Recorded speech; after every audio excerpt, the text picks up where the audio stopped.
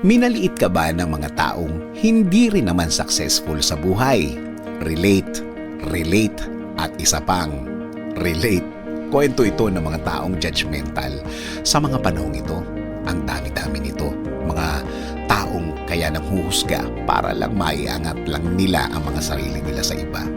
Nagpapaka-perfect, nagpapaka-mataas. Sa totoo lang, hindi rin naman kagandahan ang buhay nila. Na sa totoo lang, may mga problema rin namang mabigat na sa totoo lang, may kapintas-pintas din naman na ginagawa sa buhay.